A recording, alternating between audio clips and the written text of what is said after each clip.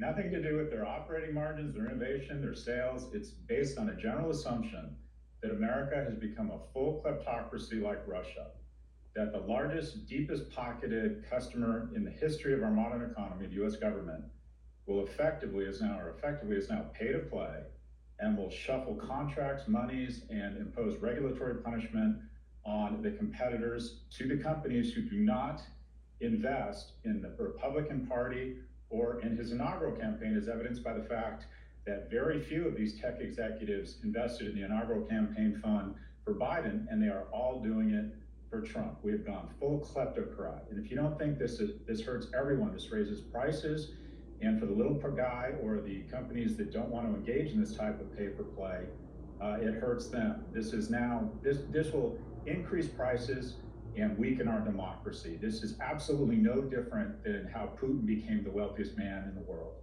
Do you think this is a long-term change in the political direction of these tech companies, or would they shift course when the president-elect leaves office? Yeah, absolutely. I mean, there's two things going on here. This is good for shareholder value for Meta to not have to live up to the standards of traditional media companies.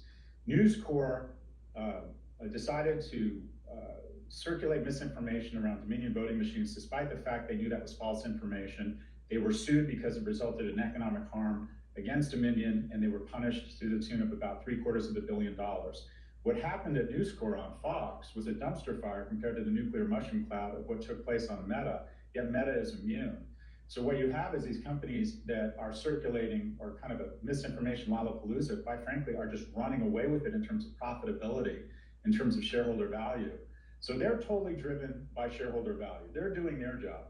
We're not doing our job in terms of electing representatives who have the backbone to stand up to attempts to weaponize the government and still believe in a democratic America where there's competition, where misinformation, where a lack of truth, a lack of trust in our institutions remain pillars of our society. That seems to be eroding, but they will go where the puck goes, and that is whatever increases the value of their shares.